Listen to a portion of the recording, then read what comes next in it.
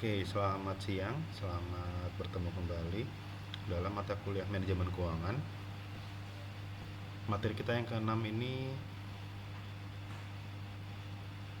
berjudul manajemen kas, piutang dan persediaan. Langsung kita mulai. PowerPoint-nya ini cukup lengkap ya, jadi kalian bisa pelajari materinya baik untuk pengertian sampai dengan perhitungannya juga cukup lengkap di sini. Oke, yang pertama pembahasan kita mengenai manajemen kas. Kas itu apa sih? Kas dapat diartikan sebagai nilai uang kontan yang ada di dalam sebuah perusahaan beserta pos-pos lain dalam waktu dekat yang dapat diuangkan sebagai alat pembayaran kebutuhan finansial yang mempunyai sifat paling tinggi likuiditasnya. Jadi kas itu adalah salah satu aset perusahaan yang paling liquid. Artinya ketika kita punya uang di bank bisa kita tarik, terus kita lakukan pembayaran untuk sesuatu yang harus kita bayar. Nah, itu paling cepat. Yang lain-lainnya harus ada usaha dulu yang harus dilakukan, misalnya pencairan giro atau misalnya ada pembayaran harus jual barang dulu. Nah, kalau kas enggak, dia langsung tinggal tarik tunai dari via teller atau ATM untuk langsung melakukan pembayaran. Nah, kas itu meliputi uang tunai, baik uang kertas maupun uang logam, baik yang ada di tangan, cek, demand deposit, sama money order atau kasbon. Itu fungsinya seperti itu. Motif dalam memegang sebuah kas, motif transaksi. Kas diperlukan untuk memenuhi kebutuhan transaksi seperti membayar upah, tenaga kerja, beli bahan baku, bayar biaya listrik, dan biaya-biaya lainnya. Kemudian kas itu juga bisa buat berjaga-jaga. Kas untuk jaga-jaga itu biasanya disebut dengan petty cash. Kemudian kas diperlukan untuk kebutuhan pada saat mendatang. Di masa mendatang itu membutuhkan kas. Kemudian motif saldo kas minimal berupa dana minimum yang diputuskan untuk tetap berada di bank, dan itu untuk perusahaan tidak perlu membayar jasa pelayanan tertentu pada bank. Jadi ada dana yang mengendap di perbankan untuk tujuannya kegiatan pembayaran pelayanan jasa perbankan. Nah, pada manajemen kas itu tujuannya untuk mengoptimalkan penggunaan kas sebagai aktiva, dan hal ini berarti tidak boleh terjadi kegagalan pemakaian kas. Jadi kasnya itu harus digunakan dan diawasi oleh pemegang kas utama perusahaan. Tujuannya adalah penyediaan kas yang cukup untuk operasi jangka pendek dan jangka panjang, penggunaan dana perusahaan secara efektif pada setiap waktu, penetapan tanggung jawab untuk penerimaan kas, dan pemberian perlindungan yang cukup sampai dana disimpan. Kemudian penyelenggaraan pengendalian untuk menjamin bahwa pembayaran hanya dilakukan untuk tujuan yang sah. Setelah itu pemeliharaan saldo bank yang cukup apabila cocok untuk mendukung hubungan yang layak dengan bank komersial. Kemudian penyelenggaraan catatan-catatan kas yang cukup.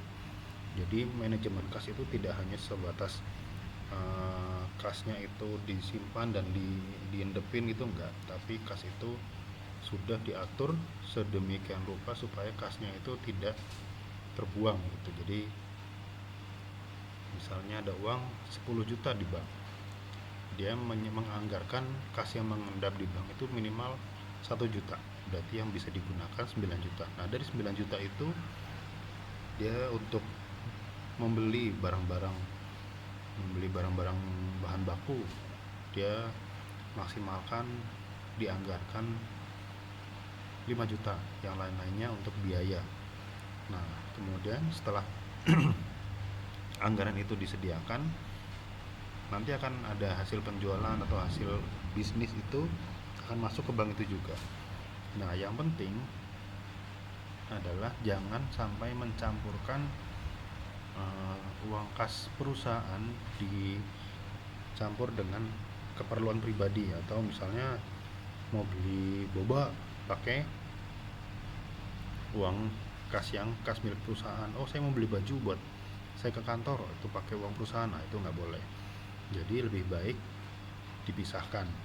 Misalnya kas bank A itu untuk kegiatan bisnis, kemudian kas bank B untuk keperluan pribadi.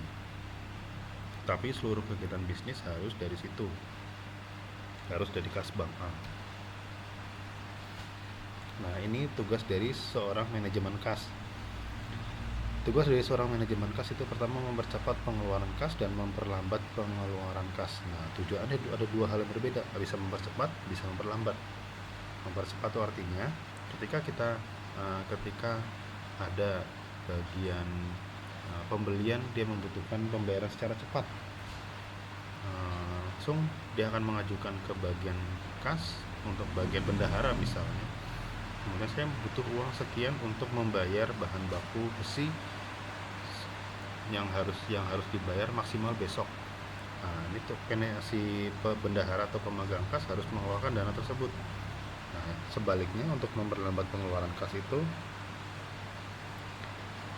artinya ketika kita sebagai bendahara, artinya kita sebagai manajer kas itu harus memilah-milah, ini penting atau tidak penting, ini harus dilaksanakan atau harus dikeluarkan dananya atau tidak. Ketika itu masih bisa, dana yang dikeluarkan itu masih bisa di hold atau masih bisa ditahan, lebih baik jangan dikeluarkan, karena mungkin ada pertimbangan-pertimbangan khusus. Misalnya nanti minggu depan harganya pasti turun, atau minggu depan nanti harganya pasti naik. Jadi ada pertimbangan-pertimbangan khusus yang mengharuskan jangan dikeluarkan terlalu cepat. Misalnya batas waktu pembayaran listrik tanggal 20. Oke, kita akan membayar listrik tanggal 19 atau 20-nya. Nah, biasanya manajemen kas itu harus mendapatkan otorisasi dari atasannya, dari direkturnya. Misalnya alurnya itu adalah dari bagian pembelian atau bagian pengadaan mengajukan pembelian besi sebesar 10 juta. Dia harus mendapatkan persetujuan dari dari manajer pengadaan dulu. Kemudian dari manajer pengadaan lanjut ke direktur utama. Dari direktur utama misalnya sudah menandatangani atau memperbolehkan atau mengizinkan, langsung diturunkan kepada manajer kas, dan manajer kas mencairkan dana tersebut. Tujuannya apa? Pertama, meningkatkan cash availability, jadi ketersediaan kas. Jadi kasnya harus ada ketika kita membutuhkan atau ketika kita memerlukan dana tersebut. Kemudian mengoptimalkan cash availability dan saldo kas optimal yang terakhir. Jadi jangan sampai kas itu benar-benar kosong, atau kas itu jangan sampai berada di angka minimal. Jadi kas itu sebaiknya harus tetap ada dan harus ada cadangan kas misalnya. Nah, ini mempercepat pemasukan kas, ini penjualan kas, potongan kas, desentralisasi pusat penerimaan, pembayaran, dan lockbox system. Jadi sistemnya terkunci, tidak bisa langsung dikeluarkan. Dan kalau lockbox itu adalah mereka tadi mengotak-ngotakkan dana yang dimiliki perusahaan itu supaya tidak cepat terbuang atau tidak cepat dikeluarkan, karena ada pertimbangan-pertimbangan khusus atau prioritas, mana yang lebih prioritas untuk dikeluarkan, mana prioritas yang lebih dibutuhkan untuk langsung dibayar. Kalau memperlambat itu pembelian dengan kredit, ini tadi contohnya. Kemudian memanfaatkan float menggunakan draft atau kasbon, pembayaran secara sentral, dan cek dibayar pada hari tertentu. Nah, ini cek dibayar pada hari tertentu tadi yang saya bilang, contohnya dibayar nanti tanggal 19 atau 20, karena masih ada jangka waktu yang lama yang mungkin mana yang diprioritaskan untuk dilakukan pembayaran. Yang terakhir, kemudian mengoptimalkan cash availability. Jadi faktor yang mempengaruhi besar kecilnya persediaan itu pertimbangan antara cash inflow dan cash outflow, mana kas yang masuk, mana yang kas yang keluar, mana yang lebih besar. Jangan sampai yang keluar itu lebih besar daripada yang masuk. Kemudian penyimpangan terhadap aliran kas yang diperkirakan. Penyimpangan yang dimaksudkan adalah tadi yang saya pernah bilang, dana itu dikeluarkan tapi untuk keperluan pribadi, Kemudian adanya hubungan finansial yang baik dengan perbankan. Jadi kalau kita lihat atau kita tahu di perbankan itu ada namanya nasabah yang prioritas. Nah, nasabah prioritas itu mereka akan memprioritaskan kita sebagai nasabahnya supaya mendapat pelayanan secara khusus. Dan yang terakhir adalah penganggaran kas. Nah, ini menentukan saldo kas yang optimal dengan model Baumol dan model Miller-Orr. The Baumol model itu ditemukan oleh William Baumol tahun 1952, mengidentifikasikan bahwa kebutuhan akan kas dalam perusahaan mirip dengan pemakaian persediaan. Apabila perusahaan memiliki saldo kas yang tinggi, perusahaan akan mengalami kehilangan kesempatan untuk menginvestasikan dana tersebut pada kesempatan investasi yang lain yang lebih menguntungkan. Jadi dia akan menghold atau akan menahan uang kasnya dengan menggunakan atau dengan mengeluarkan kas dengan manfaat yang lebih tinggi. Nah, total biaya transaksi yang akan diminimalkan untuk memperoleh saldo kas optimal ada 2 item. Pertama, biaya simpanan, dan yang kedua adalah biaya transaksi. Biaya total atau total cost adalah biaya simpan ditambah dengan biaya transaksi. Total cost sama dengan C bagi 2 dikali I ditambah T bagi C dikalikan dengan B. Kemudian cost atau biaya itu sendiri adalah 2 kali B kali T dibagi I dipangkatkan dengan setengah. Jadi C sendiri itu adalah saldo kas optimal yang akan dicari. I adalah tingkat bunga, T adalah total kebutuhan kas dalam satu periode, dan B adalah order kas. Nah, ini grafik pola konsumsi dari kas. Nah, bisa kita lihat ini naik dan turunnya relatif sama karena terbagi menjadi 2. Jadi ada opportunity cost. Nah, opportunity cost itu adalah biaya kesempatan atau biaya yang mungkin akan menjadi menguntungkan bagi sebuah perusahaan. Nah, saldo kas yang optimal diperoleh dari opportunity cost atau trading cost. Kalau trading cost-nya itu tinggi, dia opportunity cost itu akan membagi keduanya. Jadi 50 masih ada, kalau namanya kesempatan atau opportunity itu 50-50 ya.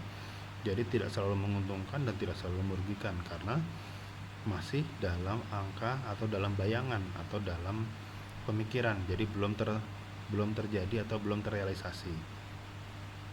Nah, di sini total cost sama dengan C per 2 dikali K ditambah T bagi C dikali F. Nah, ini rumus-rumus untuk menghitungnya, nanti kita akan belajar. Nah, untuk menghitung titik, jadi C bintang atau C star ini adalah akar dari 2T dibagi K dikalikan dengan F. Ini untuk menentukan angka yang tepat atau kas yang tepat untuk disimpan, untuk mengantisipasi opportunity cost dan trading cost. Contoh nih, kebutuhan kas perusahaan selama 1 bulan adalah 20 juta. Perusahaan memperoleh kas dengan menjual surat berharga. Biaya transaksi perolehan kas adalah 10.000, sedangkan tingkat bunga 18% per tahun atau 1,5% per bulan. Hitunglah saldo kas optimal berapa kali order pengisian kasnya dalam sebulan dan total cost. Nah, di sini diketahui T-nya 20 juta, B-nya 10.000, I-nya atau bunganya adalah 18% per tahun atau 1,5% per bulan. Yang ditanya adalah C-nya. Nah, yang pertama saldo kas optimal. Jadi 2 dikali B dikali T bagi I angkatkan setengah. Jadi 2 dikali 10.000 dikalikan dengan 20 juta terus dibagi ini per bulan, dibagi 1,5% per bulan. 1,5% itu didesimalkan dulu, kemudian baru dipangkatkan setengah. Maka saldo kas yang optimal adalah 5163978. Jadi dari 20 juta harus saldo kas yang wajib atau tidak boleh diotak-atik itu 5.163.978. Nah, Nah, di sini banyak order pengisian kas dalam 1 bulan. Banyak ordernya berapa ya untuk pengisian kas dalam 1 bulan? Jadi T dibagi C. Jadi C-nya sudah ketemu, T-nya adalah di total 20 juta. 20 juta dibagi 5163 sama dengan 3,9 kali, atau dibulatkan ke atas jadi 4 kali. Kemudian total biayanya berapa? Total biaya sama dengan C dibagi 2 dikali I tambah T bagi C kali B. Nah, ini perhitungannya sampai ketemu dengan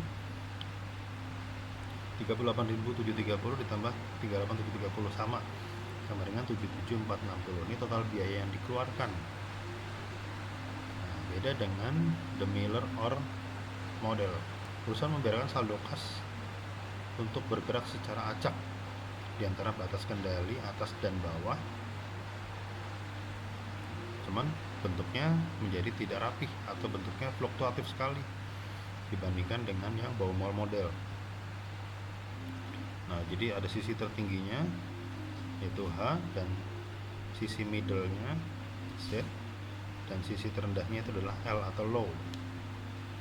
Ketika saldo kas menyentuh batas kendali atas atau H, kas diinvestasikan di tempat lain untuk mencapai target saldo kas Z. Nah, ketika menyentuh batas bawah atau kendali L, investasi dijual untuk meroleh kas agar mencapai target saldo kas. Nah, rumusnya gini.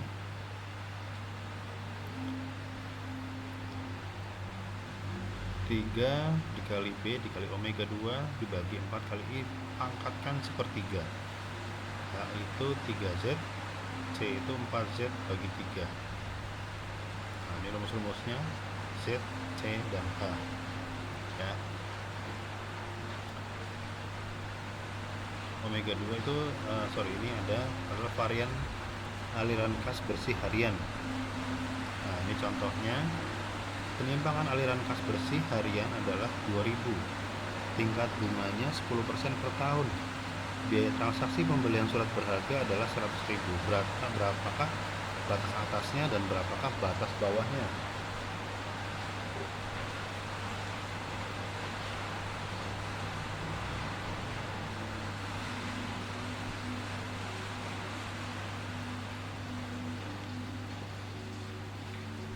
Jika diketahui B-nya ada 100.000 dan bunganya adalah 10% per tahun, berapa nilai Z dan berapa nilai H? Tingkat bunga harian dengan mengasumsikan 1 tahun adalah 365 hari.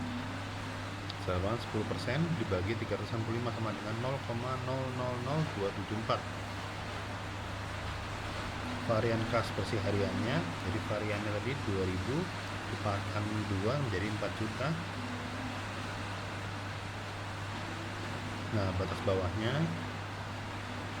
103.000, itu tadi Z itu batas bawah ya, harus hitung. Nah, batas atasnya 309, jadi itu minimalnya. Kemudian rata-rata saldo kas 4Z dibagi 3, jadi 4 kali 103 dibagi 3 berarti 137 424.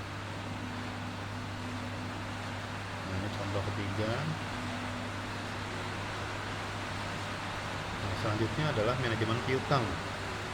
Faktor apa yang mempengaruhi piutang dagang, kemudian kebijakan pemberian piutang, serta monitoring posisi piutang dagang. Ini yang harus kita pelajarin terkait dengan manajemen piutang.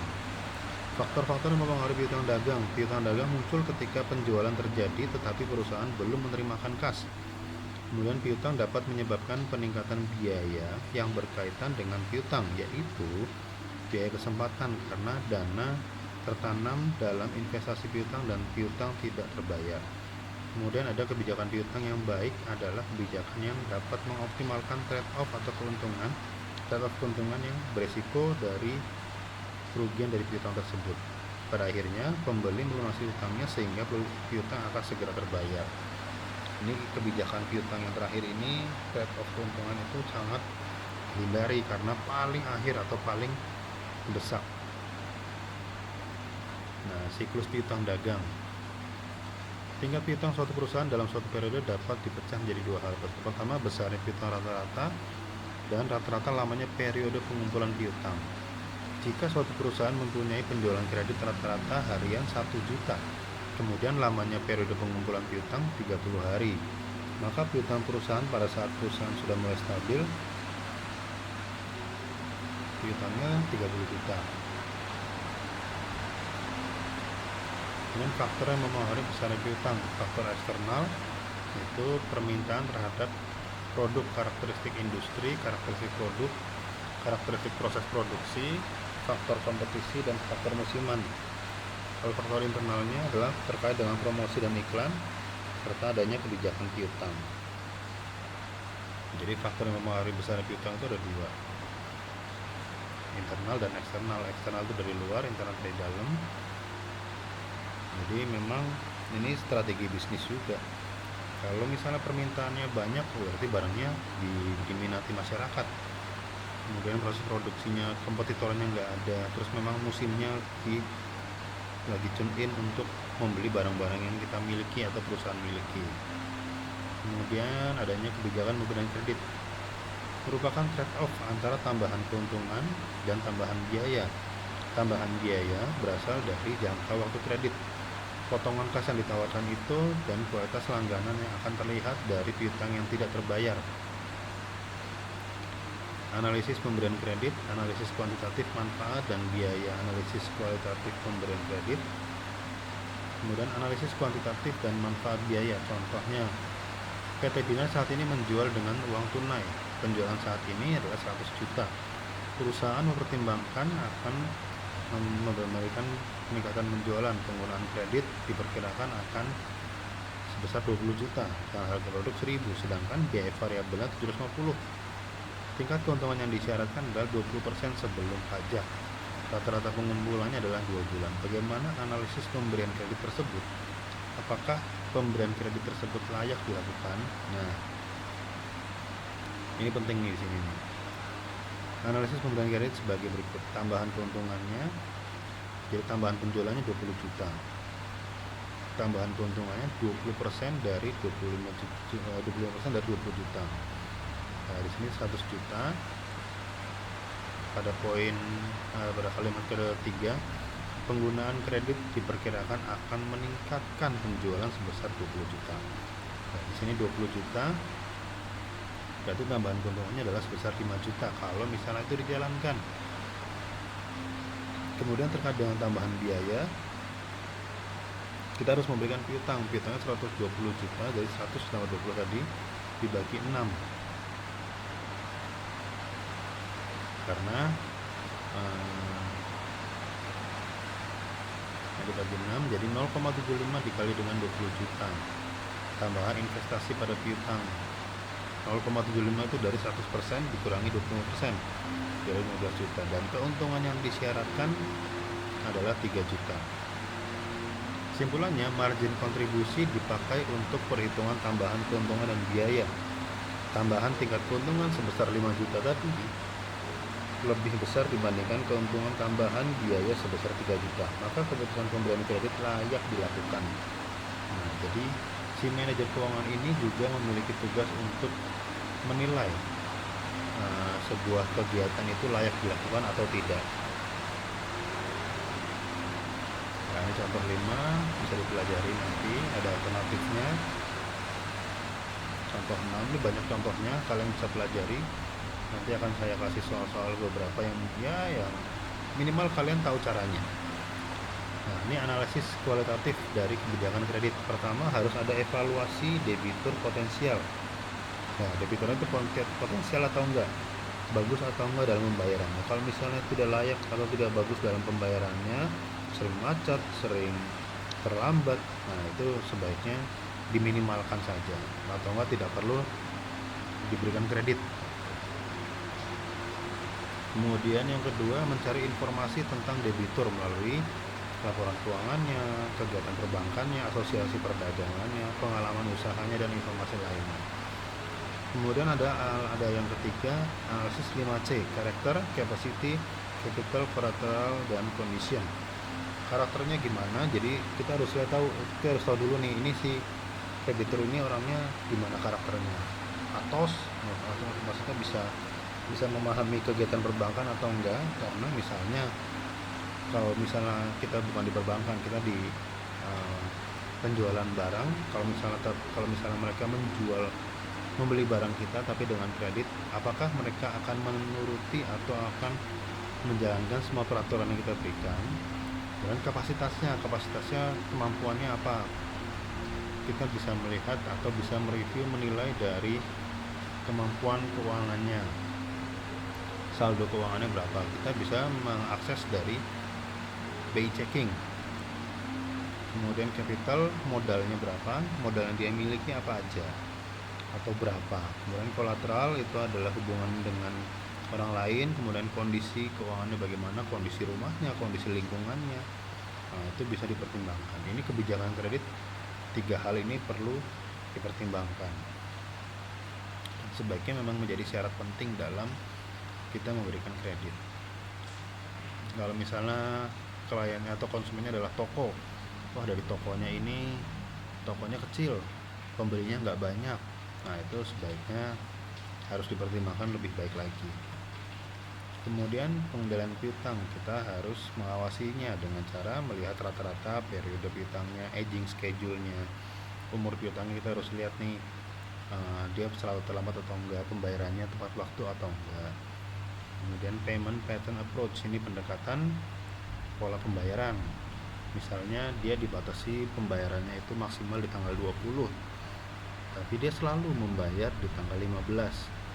Nah, dia biasanya membayar dari tanggal 10 sampai tanggal 15. Padahal jatuh temponya dia harus dibayarkan tanggal 20. Mungkin dia memiliki ketersediaan dana di tanggal 10 sampai tanggal 15.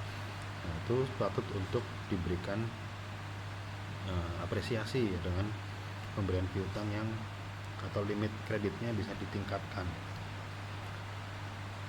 Nah, ini contoh dari rata-rata periode pengumpulan piutang. Contohnya 2/10 N/30. Jadi akan mendapatkan diskon 2% pembayaran dalam jangka 10 hari setelah barang diterima, dan batas jatuh temponya adalah 30 hari. Diperkirakan pelanggan akan menggunakan term ini sebanyak 60%, dan 30%-nya akan membayar di hari 30 dan sisanya pada hari ke-60. Maka rata-rata pengumpulan piutangnya atau PRP-nya 60% dikali 10 ditambah 30% dikali 30 dan ditambah 10% dikali 60. Jadi mereka akan melunasinya dalam jangka waktu 25 hari. Jika total piutang perusahaannya 8 juta, kemudian penjualan harian rata-ratanya 228.571. Rata-rata industri pengumpulan piutang 40 hari, maka PRP-nya ini 8 juta dibagi 228.571 sama dengan 35 hari. Simpulannya, jika dibandingkan dengan rata-rata industri yaitu 40 hari, PRP 35 hari cukup baik bagi sebuah perusahaan. Tapi juga dibandingkan dengan kebijakan perusahaan yang mematok 2/10 N/30 yang 25 hari, maka PRP 35 hari menunjukkan keterlambatan. Nah, ini perbandingannya seperti ini. Wah, kalau misalnya dia 35 hari dibandingkan dengan 25 hari, yang mendingan ngambil yang 25 hari karena perputaran uangnya akan lebih cepat. Nah, manajemen kasnya akan lebih baik.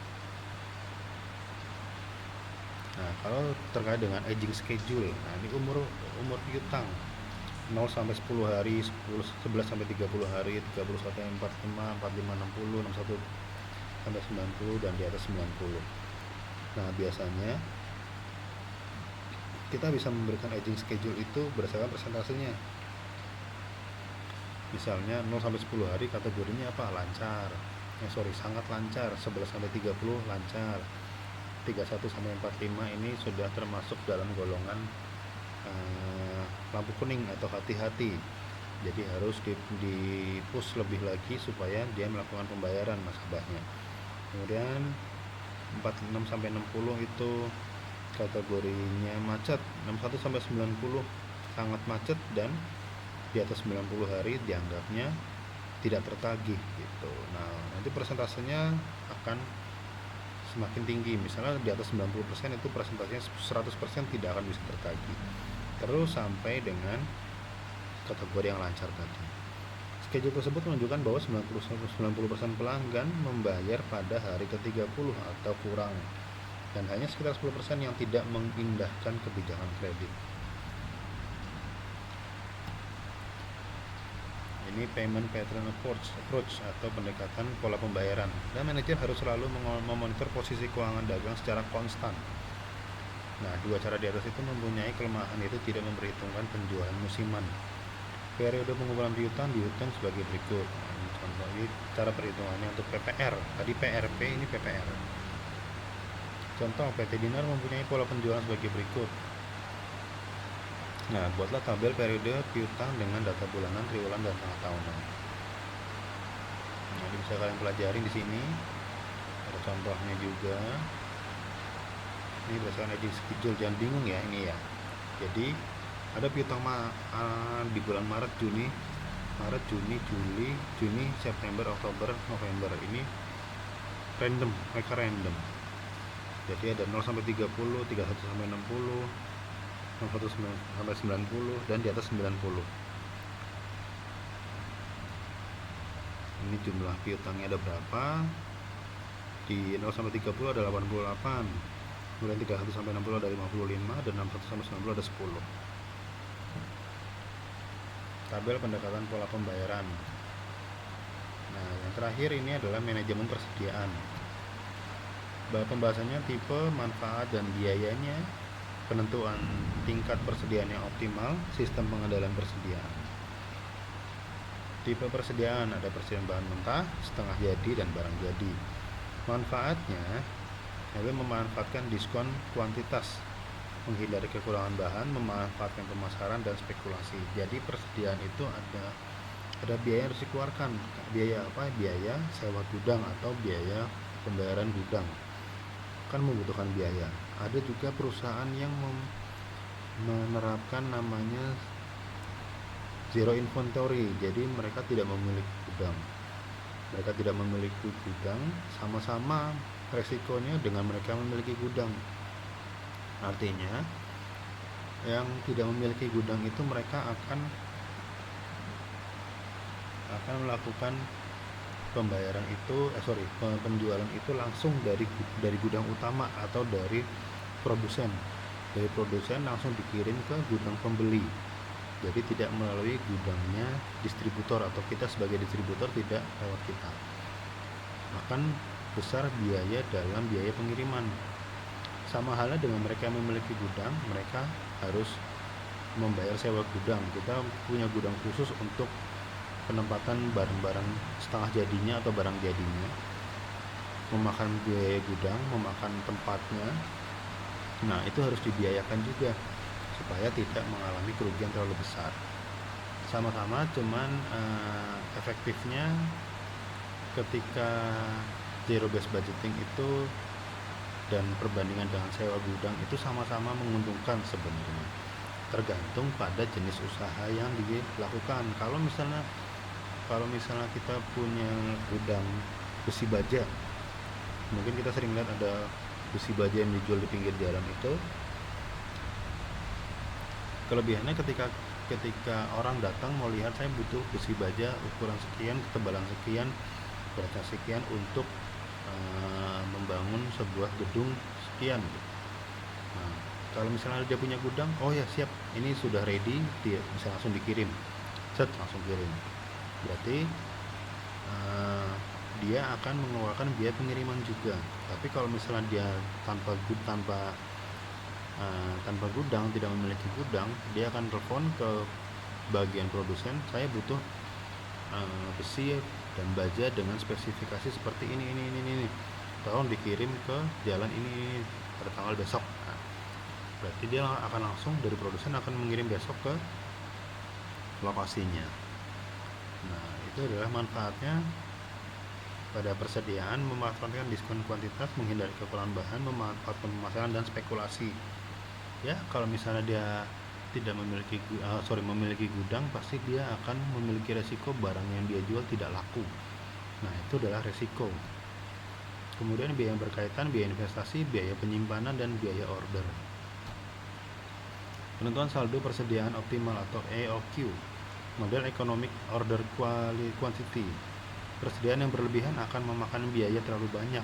Persediaan yang terlalu kecil bisa menyebabkan perusahaan kehilangan kesempatan untuk menjual.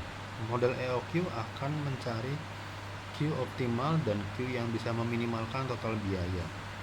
Total biaya persediaan ada dua, biaya pemesanan dan biaya penyimpanan. Nah, ini total biaya TC sama dengan Q per 2 dikali C tambah S bagi Q kali O. Q optimal atau Q bintang ini dicari dengan rumus seperti ini. Nah, ini satu penjualannya, total penjualan satu tahun 100.000 unit, biaya simpan per 20 unit, dan biaya pesanan 10.000 per pesanan. Diketahui S nya 100.000 unit, C nya 20 dan O nya 10.000. Nah, ini Q optimalnya berapa dan total costnya berapa. Q optimalnya 10.000 unit, total costnya 200.000. Misalkan perusahaan melakukan pemesanan persediaan 10 kali dalam 1 tahun, persediaan rata-ratanya 5.000 unit, dibutuhkan waktu 5 hari dari pesanan dikirimkan sampai dengan datang atau lead time-nya. Maka periode perputaran persediaan 360 hari dibagi 10 kali sama dengan 36 hari. Tingkat konsumsi persediaan 10.000 dibagi 36 sama dengan 278 unit per hari. Perusahaan harus order kembali pada saat persediaan di posisi 278 unit dikalikan dengan 5 hari, yaitu 1.390. Nah, ini lead time-nya itu 31 sampai 36, jangka waktu kosong. Jadi artinya dalam 31 sampai 36 itu kita tidak akan memiliki barang. Nah, ini dalam posisi mungkin posisi was-was atau ketar-ketir atau posisi hati-hati. Jadi supaya tetap bisa berjualan atau tetap bisa beroperasional. Kemudian sistem pengendalian persediaan dengan metode ABC. Ada metode ABC, ada just in time. Just in time itu sama dengan tadi zero inventory. Kalau ABC tergantung dari activity based costing. Jadi tergantung dari aktivitasnya, dan yang terakhir adalah sistem pengendalian dengan komputer. Oke, demikian untuk materi hari ini. Cukup jelas, silahkan dibaca materinya, dan saya ucapkan terima kasih. Salam sehat semuanya, selamat siang.